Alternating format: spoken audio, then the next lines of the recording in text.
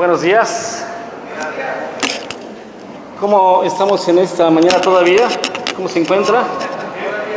Que todavía bien. Muy bien. Me da gusto escuchar ese ánimo, ¿verdad? Bueno, así como dijo nuestro hermano Héctor y ya como lo hemos visto durante este culto, vamos a continuar con el tema de la palabra, ¿sí? Ahora de la escritura. Ahora el tema o el título de este sermón o de esta enseñanza es la palabra inspirada. Y creo que está aquí atrás ya. No, todavía no. Entonces, la palabra inspirada, ¿sí? Así póngale allí en sus notas, la palabra inspirada. Y vamos a ver yo le dije la última vez que prediqué, que hablamos sobre cómo nos llegó la Biblia. ¿Usted lo recuerda? Que hablamos un poco de la revelación de Dios hacia el hombre. Y no nos dio tiempo para ver este tema de la inspiración. La inspiración, así puede ponerle ahí también, la palabra inspirada o la inspiración. Y creo que es prudente, que es sabio, que es sano, que realmente nosotros entendamos bien esto, porque se me viene a la mente una ilustración. Cuando comencé a dar el curso de sectas en el Instituto Bíblico, inmediatamente mi esposa y yo nos dimos a la tarea, porque me acompañaba, de ir a visitar algunas iglesias o centros de reunión de algunos grupos que consideramos como secta. Pero aprendí esto, que si uno no conoce bien la Escritura, si uno no sabe realmente de qué trata nuestra doctrina, difícilmente vamos a poder identificar una falsa doctrina. Y recuerdo que leyendo un libro decía sobre los agentes del FBI, estos agentes que tienen muchas actividades, pero dentro de ellas es identificar aquellas redes que falsifican los dólares. Entonces decía el autor que un agente del FBI no estudia los dólares falsos, sino estudia las características de los dólares originales, del billete original, y eso le va a ayudar a identificar el falso. Yo estoy totalmente de acuerdo. Si nosotros no estudiamos la palabra de Dios, si no vamos a ella, difícilmente vamos a identificar una falsa doctrina. Y lo vamos a confundir. El humanismo que tenemos en nuestras redes es realmente muy delgado, es una línea muy delgada que nosotros podemos adoptar como algo bíblico, el humanismo. Y si no me cree, miremos nuestras redes. Con aquellas imágenes bonitas, incluso nos hemos atrevido a publicar imágenes de creo que es Richard Gere, el actor que es budista, y muy bonita la frase, pero ahí está publicada en nuestra red. No es en la cadena de oración, es en otros grupos, ¿sí? Entonces, mis hermanos, ¿qué le parece si pedimos la dirección de nuestro Dios para que Él nos hable? Que no sea yo, no sea mi habilidad, y por supuesto yo sé que no tengo la habilidad, sino que sea el Espíritu Santo quien nos ilumine y nos guíe. Amado Señor, te agradecemos en esta mañana todavía, Señor, por este tiempo, y pedimos, Padre, que tú nos guíes, que tú nos enseñes, que tú nos ilumines, Señor.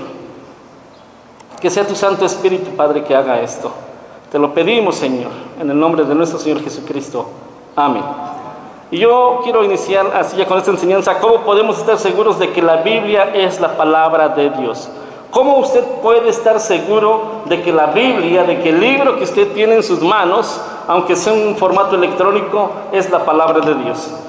Esta pregunta es muy fundamental. ¿Por qué? Porque si nuestra salvación descansa en la Biblia, entonces tenemos que estar seguros de que este libro es la palabra de Dios. ¿No lo cree así? Tenemos que estar seguros de que este libro es la palabra de Dios. Pero existe otra pregunta. ¿Cómo un hijo de Dios, cómo un creyente puede estar seguro o puede tener la certeza de que la Biblia realmente es la palabra de Dios? Y déjeme leerle una respuesta de un catecismo, el Catecismo Mayor de Westminster. No vamos a analizar, por supuesto, este documento, pero quiero mencionarlo porque lo que dice es verdadero, es muy importante. Y este documento se escribió a mediados del siglo XVII, se escribió para instruir a los adultos, por eso se le llama Catecismo Mayor de Westminster. Y si el mayor es para los adultos, también tienen un catecismo, igual que el Catecismo Menor. ¿Para quién cree que es? Para los niños, ¿sí? Se escribió con la finalidad de adoctrinar, de enseñar, ¿sí?, a los hermanos. Entonces,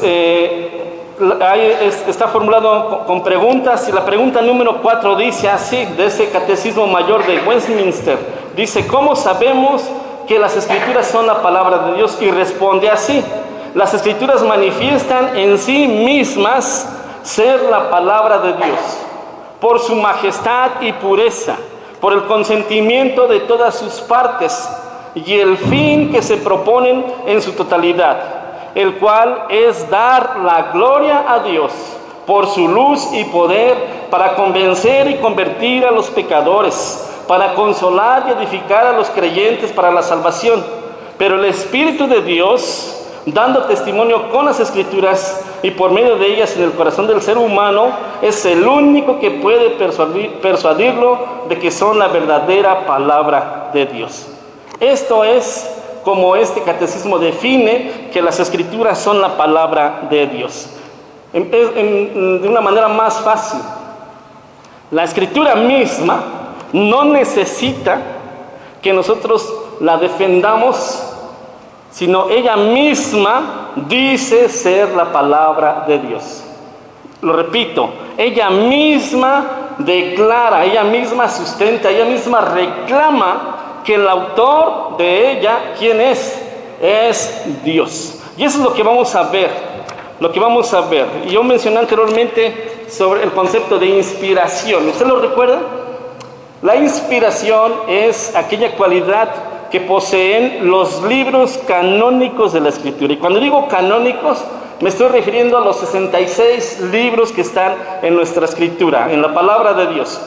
Y es esa cualidad que es el resultado de la obra por la cual el Espíritu Santo, ojo, aquí es importantísimo tener en cuenta que es el Espíritu Santo, Dios el Espíritu Santo, obrando en este proceso, en esta obra, por la cual el Espíritu Santo dirigió y gobernó a los escritores humanos sin anular la personalidad de ellos, para que consignaran sin error la revelación divina en las palabras de los manuscritos originales. Esta es una definición de dos teólogos, es del doctor Emilio Antonio Núñez y de Rayre, es un teólogo. El doctor Emilio Antonio Núñez ya está en la presencia del Señor, y es la definición que ellos proponen en algunos libros de teología. Pero vamos a dejar, no nos vamos a basar en lo que dice una definición, no vamos a basarnos en lo que dice el catecismo. Vamos a la Escritura, vamos a ver si es cierto que la Escritura dice ella misma sustenta que es palabra de Dios. ¿Qué le parece? ¿Lo hacemos o no? Muy bien, vamos a tener en cuenta primeramente esto. Otra persona importantísima dentro de esta obra es Jesús. ¿Quién es Jesús? ¿Quién es Jesús? Jesús es Dios. ¿Sí lo creemos? Si Jesús es Dios, por lo tanto, lo que Él dijo sobre las Escrituras, entonces, ¿qué es? Es verdad.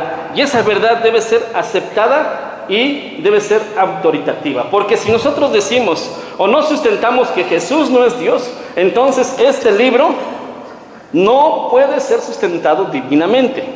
Es lógico, ¿no? Nuestra razón así lo puede asimilar. Pero vamos a ver cómo el Señor Jesucristo, vamos a poner esta enseñanza en dos partes. La primera enseñanza, o la primera parte que quiero hacer notar, es como la evidencia documental, la evidencia escritural. Y en segundo lugar quiero hacer notar la evidencia, vamos a decirlo, espiritual, y tiene que ver con el poder de este libro, ¿sí? Bueno, vamos a notar que el Señor Jesucristo primeramente reconoció, y voy a estar usando un sinfín de textos para que podamos apoyar esto, ¿sí?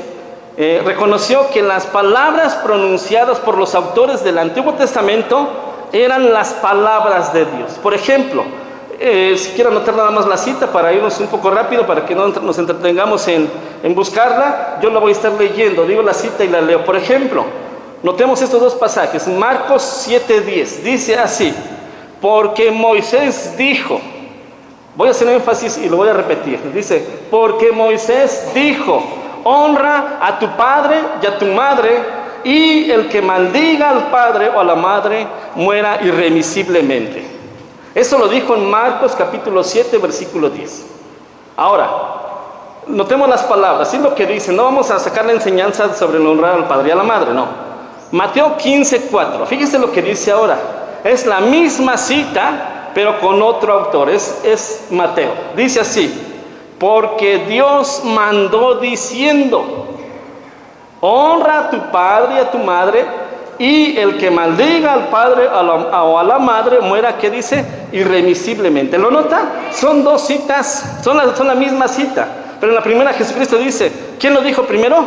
Moisés. Pero en la segunda cita, ¿quién lo dijo? Dios. ¿Qué nos enseña esto? ¿Qué nos enseña?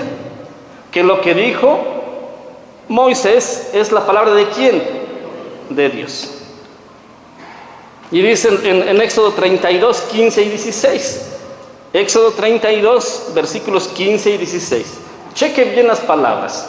Y volvió Moisés y descendió del monte, trayendo en su mano las dos tablas del testimonio, las tablas escritas por ambos lados.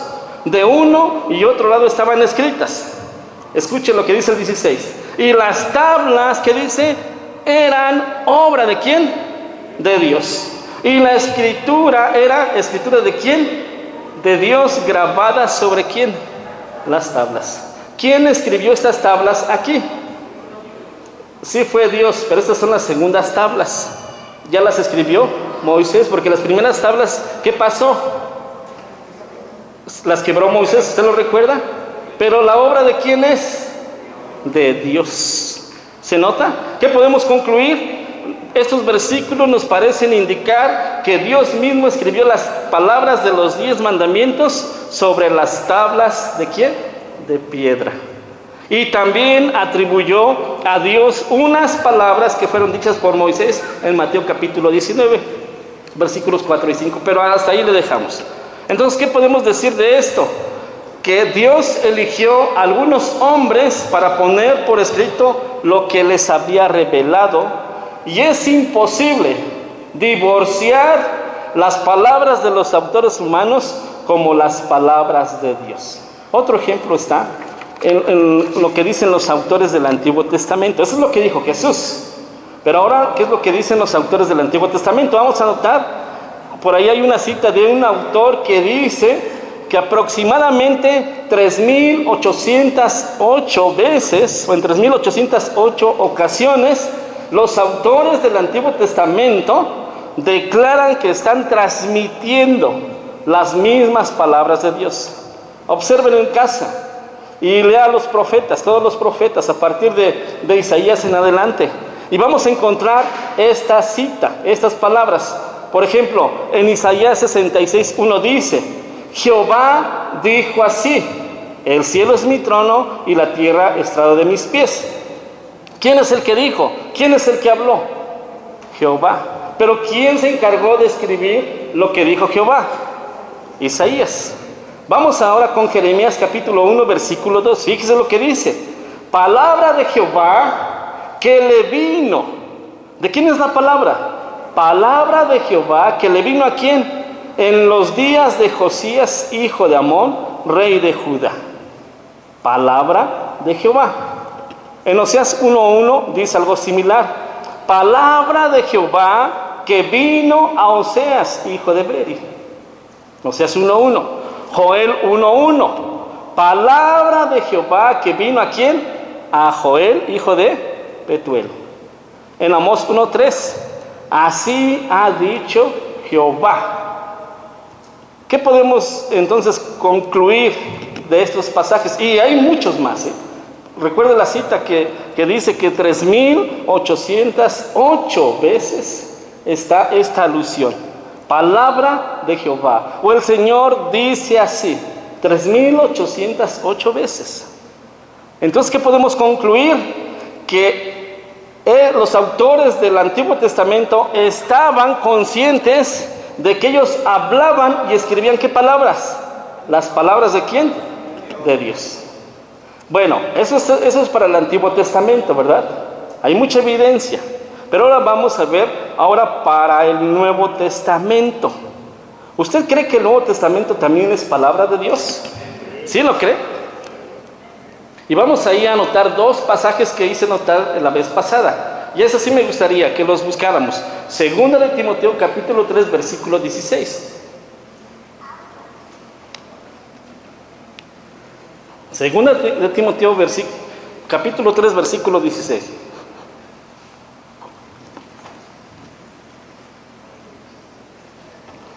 ¿Lo tenemos? Dice así la Escritura. Versículo 16. ¿Qué dice? Toda la Escritura es inspirada ¿por quién? Por Dios. Hasta ahí, ¿sí? Toda la Escritura es inspirada. Esto lo expliqué con una ilustración la vez pasada, ¿verdad? Ahorita lo vamos a hacer. Pero déjeme decirle que la palabra inspirada, así se traduce a nuestro español, a nuestro castellano. Pero lo que quiere decir en hebreo, no la puedo pronunciar, de verdad, si no la pronunciaba, se me hace difícil. Pero la palabra griega que está escrita de esa manera y que se traduce como inspirada es exhalar. Exhalar, ¿sí? Es decir, diría entonces aquí Pablo a Timoteo, la Escritura es exhalada por Dios. Yo se lo ilustraba, yo le comenté en aquella ocasión que cuando le trataba de enseñar esto a mis hijos, yo les hice esto: pongan su mano aquí así cerca de su boca y hablen, y ustedes van a sentir qué es lo que sienten. Aparte de que se escuchan las palabras, ¿qué es lo que se siente? Hágalo. Diga gloria a Dios. ¿Cómo? Aire, aliento, ¿sí? Y esa es la raíz de esa palabra griega, el aliento. Hálito, es decir, tiene que ver con esto que nosotros hacemos: aspiramos y exhalamos. Bueno, dice aquí Pablo que ¿qué dice? La Escritura es exhalada. Es decir, lo que Pablo nos está enseñando es que proviene ¿de dónde? De Dios. Por lo tanto, la palabra, las Escrituras son de origen divino. Y notamos el resultado. ¿Qué dice más adelante? ¿Y útil para qué? Para enseñar, para redarguir, para corregir, para instruir en ¿qué dice? En justicia, a fin de que el hombre de Dios sea perfecto. Enteramente ¿qué? Preparado para toda ¿qué? Buena obra. Por lo tanto, este pasaje nos dice que toda la Escritura es inspirada por Dios, refiriéndose también al Antiguo Testamento. Y el segundo pasaje que quiero hacer notar, que quiero explicar, es Segunda de Pedro capítulo 1, versículos 20 al 21. Vamos para allá. Segunda de Pedro capítulo 1. Dice así. ¿Lo tenemos? Los espero.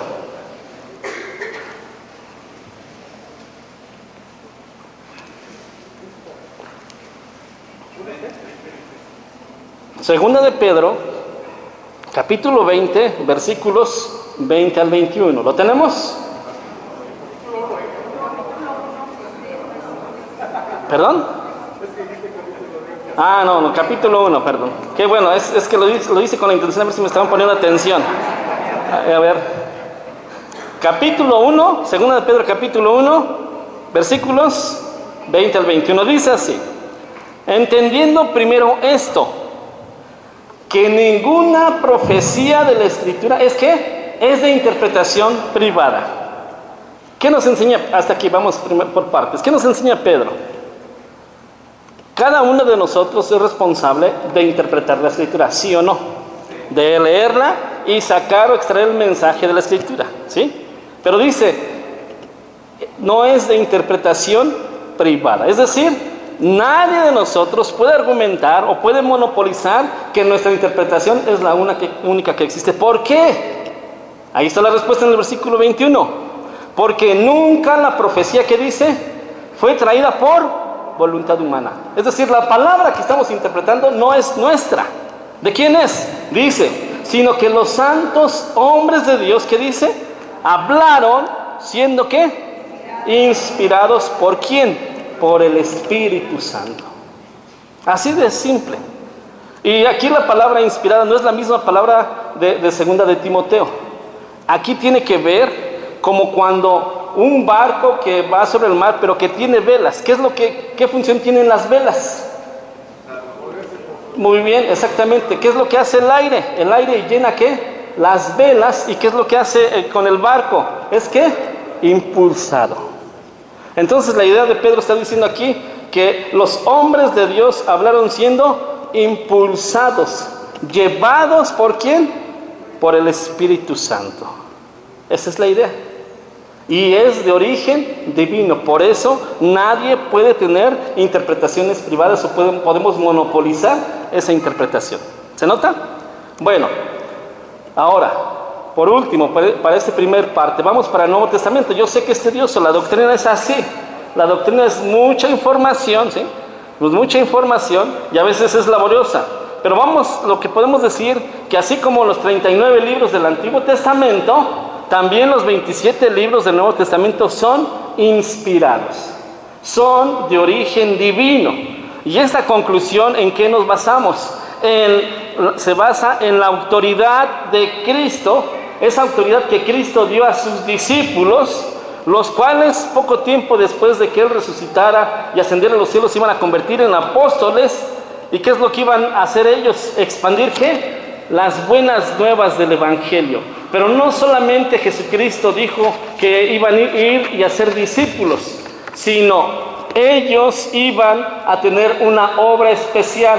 ¿Cuál es esa obra especial? Vamos a Juan capítulo 16, versículo 13. Juan capítulo 16, versículo 13 dice así: pero cuando venga el Espíritu de verdad, Él os guiará ¿a dónde? A toda la verdad, porque no hablará de su propia cuenta, sino que hablará todo lo que oyere, y os hará saber todas las cosas que, ¿qué dice? Que habrán de venir. Vamos a anotar aquí y hacer una pregunta al pasaje. ¿Cuál verdad? ¿Cuál es la verdad que Cristo promete que el Espíritu Santo les va a hacer saber? Vamos a decir que no son verdades generales, no habla de verdades generales, sino de una verdad muy concreta, una verdad espiritual no conocida anteriormente, y la labor de algunos de ellos tenía que ponerlas por escrito, o poner por escrito esa verdad. De ahí que termine el texto: y os hará saber ¿qué cosas? Las cosas que van a ¿qué? A venir, que habrán de venir, es decir, cosas de el futuro. Y esta promesa coincide también con otra promesa que está en Juan capítulo 14, versículo 26, donde dice: mas el Consolador, el Espíritu Santo, a quien el Padre enviará en mi nombre, Él os enseñará, ¿qué dice? Todas las cosas. Y os recordará todo lo que yo, ¿qué dice? Os he dicho. Entonces, estos dos pasajes son una clara referencia a la revelación especial que el Espíritu Santo iba a guiar y a llevar a esos apóstoles. Pero a lo largo del Nuevo Testamento también sino nos dan evidencias las palabras de Pablo, las palabras de Juan, las palabras de Pedro, de que estaban convencidos de esa verdad, de esa autoridad que Dios les dio y de esa misión que Dios les dio de consignar en las palabras esas verdades. Por ejemplo, Pablo en 1 Corintios capítulo 14, versículo 37 dice: si alguno se cree profeta o espiritual, reconozca, escuche bien lo que dice, reconozca que lo que os escribo son mandamientos ¿de quién? Dice la Escritura, del Señor.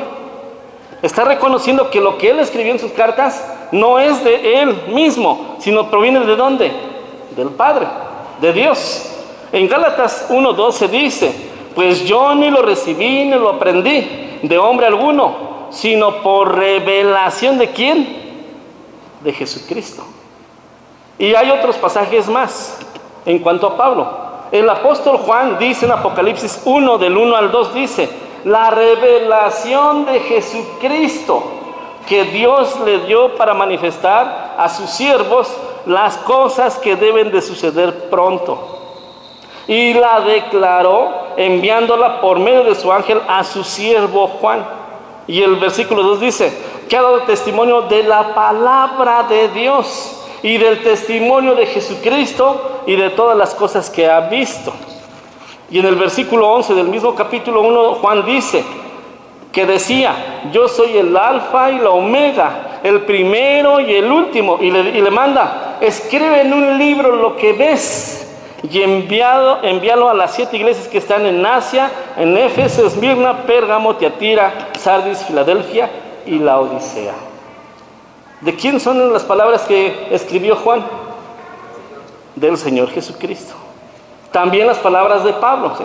Y Pedro, en segunda de Pedro, capítulo 3, versículo 16, dice: casi en todas sus epístolas, haciendo alusión a las palabras, a las cartas de Pablo, dice: casi en todas sus epístolas, hablando en ellas de estas cosas, entre las cuales algunas difíciles de entender, las cuales los indoctos e inconstantes tuercen, como también las otras escrituras para su propia perdición. Es decir, Pedro está confirmando que lo que escribe Pablo viene de parte de ¿quién? De parte de Dios, ¿sí? Entre ellos mismos corroboran esa obra de inspiración. Entre ellos mismos dicen que lo que ellos escribieron es palabra ¿de quién? De Dios. Hasta aquí es lo teórico, vamos a decirlo de alguna manera. Pero vamos a ver ahora otra perspectiva. Toda la escritura es palabra de Dios. Y déjeme decirle que la misma Biblia, la Biblia posee en sí misma todos los argumentos que se necesitan para convencernos de que ella es inspirada por Dios. Su majestad, su pureza, la sorprendente coherencia que vemos en todas las partes de la Biblia, pero sobre todo el hecho de que la finalidad del todo en la Biblia, y eso lo leímos ahí en la confesión de fe de Westminster, es dar la gloria a Dios únicamente. De manera, hermanos, que no necesitamos, escúchenlo bien, no necesitamos ningún argumento fuera del contenido mismo de las Escrituras. No lo necesitamos, ni tampoco necesitamos a alguien superior, o sea, humanamente hablando, que ponga a la Biblia un sello de autenticidad para saber que es un libro inspirado por Dios. ¿Por qué? Porque ella posee en sí misma su propia autenticación. Por ejemplo, si yo les dijera en este momento que este salón está iluminado, ¿sí? ¿Está iluminado, sí o no? No sería necesario que viniera un experto en iluminación, ¿sí?, para demostrarlo. Simplemente, ¿qué es lo que tenemos que hacer para ver que está iluminado? ¿Qué es lo que tenemos que hacer? Pues mirarlo con nuestros ojos, ¿sí o no? De igual manera, lo que demuestra que la Biblia es la palabra de Dios, es la forma extraordinaria de cómo Dios se revela o revela el resplandor de su gloria en ella. Y vamos a este pasaje. Vamos a 2 de Corintios capítulo 4, versículos 3 al 4. 2 de Corintios 4.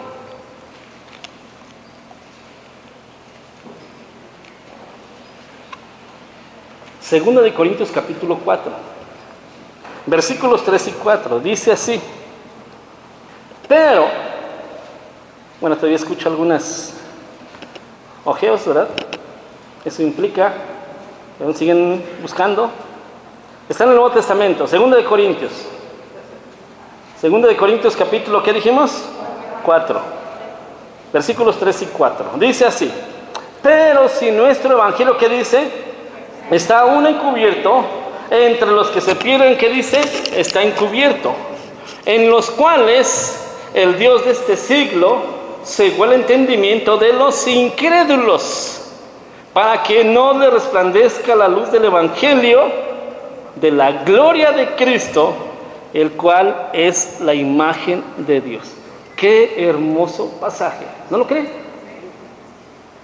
¿Por qué? Porque si no lo entendemos, podemos, en su manera correcta, nos vamos a perder de admirar la gloria de Cristo en las Escrituras.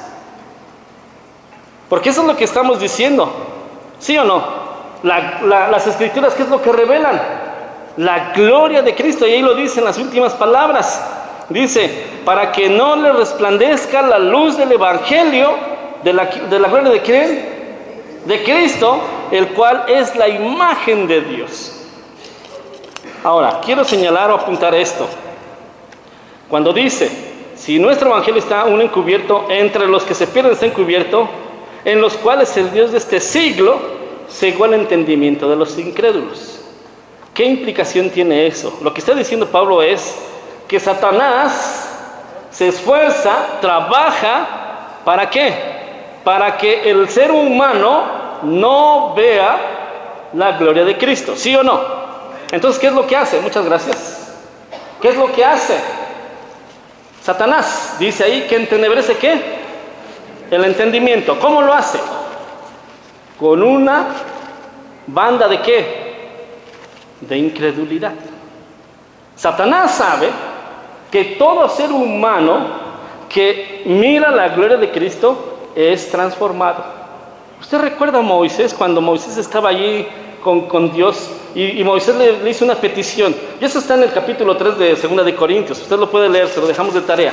Dice que Moisés le pidió: déjame ver tu rostro, déjame ver tu gloria. Pero Dios le dijo: no vas a ver mi rostro, porque no hay quien mire mi rostro y viva. Lo que vas a ver es mi espalda. ¿Usted lo recuerda? Entonces dice la Escritura que estuvo mucho tiempo con Dios, que cuando Él bajó, ¿qué característica tenía el rostro de Moisés? Estaba resplandeciente, ¿sí? Con solo ver la espalda de Dios, no el rostro. Ahora, entiéndase que Dios no tiene espalda, no tiene cabeza, no tiene pies. Es solamente una forma que Dios expresa para que nosotros podamos entender. Pero eso es lo que causó la gloria de Dios en Moisés. Pero ese resplandor no fue permanente. ¿Sí lo ha leído esa parte? Sino con el tiempo se fue desvaneciendo. Ese es el contexto. La gloria de Cristo en el capítulo 3 de 2 de Corintios, porque estamos en el 4, la gloria de Cristo es libre para todo aquel que se acerca aquí a la Escritura. Puede ver la gloria de Cristo. No necesitamos intermediarios. Directamente vamos y podemos ver la gloria de Cristo. Y cuando vemos la gloria de Cristo, ¿qué es lo que promete la Escritura? Nos va a transformar. Pero aquí dice que Satanás está con los incrédulos, ¿qué? Tapándoles. ¿Sí? Bueno, ¿por qué? Déjeme decirle que no son hombres buenos, ¿sí?, a los que les está tapando la vista, o sea, los ojos de su entendimiento. No, son hombres malos, hombres que han decidido no mirar la gloria de Cristo. ¿Sí me explico? No son hombres buenos estos, porque no vayamos a pensar: ay, qué inocentes, pobres, incrédulos, no pueden ver la gloria de Cristo porque el diablo los tiene bien tapados. No, hermanos, no son inocentes. Y eso también lo dice Pablo en Romanos capítulo 1, que conociendo a Dios, ¿qué hicieron ellos? No le glorificaron, ni le dieron gracias. Entonces, esto es lo que hace el diablo y lo que hacemos nosotros, o que hacíamos nosotros cuando no conocíamos a Cristo. ¿Sí? Ahora, es más, estos hombres que no son inocentes, el Evangelio les parece ofensivo. ¿Por qué? Porque el Evangelio dice que tú y yo somos pecadores, que tú y yo merecemos el infierno. ¿O no te habrá un testimonio así? Yo así, para mí así era antes de que conociera a Cristo. Me ofendía. Y aunque conocía la Escritura, y esto es otra característica de esto, hay personas que conocen el Evangelio, hay católicos, hay musulmanes, hay, llámese de otra religión, que conocen el Evangelio, que creen en Cristo, que creen en Dios. Pero déjenme decirles que no son salvos. ¿Por qué? Porque no pueden ver la gloria de Cristo en esas palabras. Bueno, entonces alguien podrá preguntarle a Pablo, bueno, si Satanás está tapando y no quieren, entonces ¿cómo los que hemos creído pudimos aceptar? Pudimos ver la gloria de Cristo. Está más adelante, vamos para allá. ¿Cómo puede el hombre incrédulo salir de esta terrible condición de esclavitud y de ceguera espiritual? Dice el versículo 5, porque no nos predicamos a nosotros mismos, sino a Jesucristo como Señor, y a nosotros como vuestros siervos por amor de Jesús. Y el versículo 6 dice, porque Dios, ¿qué hizo Dios? Que mandó que de las tinieblas, ¿qué dice?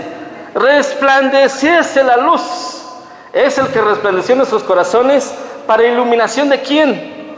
Del conocimiento de la gloria de Dios. ¿En la faz de quién? De Jesucristo. ¡Wow! ¡Qué glorioso! Entonces Pablo nos está diciendo que la razón por la cual tú y yo miramos la gloria de Cristo es ¿por qué? Porque sucedió lo mismo que sucedió en la creación. ¿Qué es lo que dijo Dios? Hágase la luz. ¿Y qué fue hecho? La luz. ¿Y aquí qué es lo que está diciendo? Que mandó que de las tinieblas, ¿qué dice? Resplandeciese la luz. Es el que resplandeció, ¿en dónde? En nuestros corazones. Es decir, hermanos, estábamos ciegos, muertos sin delitos y pecados, ¿sí o no? Y un día estamos escuchando la predicación de la palabra de Dios, el Evangelio, ¿sí? Y entonces el Espíritu Santo vino a ti y a mí y dijo, sea la luz. Y tú lo viste tan claro como la luz de este mediodía, ¿sí? Y de hecho te preguntas, ¿cómo no lo vi antes? Pues ¿cuál es la razón? Porque estabas ¿qué? Estábamos ciegos, ¿sí? Pero ahora lo vemos. Si hubiera un grupo de ciegos ahorita, ellos no podrán darse cuenta de que este salón está iluminado como usted y yo nos damos cuenta. Y vamos a suponer que ese grupo de ciegos, Dios hiciera un milagro para darles la vista o la visión. Entonces ya no sería necesario que alguien intentara probarles que este salón está iluminado. ¿Por qué? Porque ellos mismos lo verían. Ya no se necesitarían más pruebas, así como lo dice Calvino en sus instituciones, ver la gloria de Dios en las Escrituras, que prueba que ella es la palabra de Dios, es como distinguir la claridad de la oscuridad, es como distinguir el blanco del negro, es como distinguir lo dulce de lo amargo. Y ojo, hermanos, no es que el Espíritu Santo viene y desde el cielo nos dice, aquí se revela la gloria de Dios, y así que comienza a verla. No, porque tú no puedes ver lo que tú no ves, pero si lo estás viendo, no necesitas que nadie te lo ordene que lo veas. Lo que hace el Espíritu Santo es abrirte los ojos del entendimiento para que puedas ver lo que realmente está aquí. Y Satanás no quería que tú vieras. ¿Y qué es eso que Satanás no quería que tú vieras? El resplandor del Evangelio de la gloria de Cristo, que es la imagen de Dios. Y eso es lo que prueba que la Biblia es palabra de Dios. La gloria de Cristo, aquí una gloria que transforma, ¿sí? También podemos añadir que hay una coherencia en toda la Biblia, desde Génesis hasta Apocalipsis, y que es imposible de explicar a menos que aceptemos de que este es un libro escrito por Dios. Si alguien nos dijera, pruébame que la Biblia es la palabra de Dios, ¿sabe qué podemos hacer? Darle una Biblia, ¿sí? Y decirle, pruébame que no es. ¿Sabe por qué? Porque la palabra de Dios dice que es ¿qué? Viva y eficaz. Es viva y eficaz. La Biblia tiene tal unidad y coherencia, y a través de ella se revela un plan de redención en el que Dios se lleva toda la gloria de principio a fin. Y al hombre, a nosotros, ¿qué es lo que nos encanta? Llevarnos esa gloria. Pero este libro le da toda la gloria a Dios. Así es que este libro jamás podría ser escrito por un solo hombre, ya que este libro fue escrito por más de 40 hombres distintos en un lapso de tiempo de más de 1500 años. Entonces, es imposible que un solo hombre pudiera escribirlo. Y también, si nosotros tuviéramos aquí 40 habitaciones y metiéramos 40 hombres para que escribieran la Biblia, ¿qué cree que pasaría? No lo podrían escribir. ¿Cuál es la prueba entonces? Porque es un libro de origen divino. Proviene de Dios, ¿sí? Proviene de Dios. Es imposible, porque este libro, ¿qué es lo que revela? Revela la gloria de Dios. Es evidente, ¿sí? Es evidente. También este libro podemos decir que despliega poder para transformar a pecadores egocéntricos que se aman a sí mismos y a su gloria en adoradores de su gloria.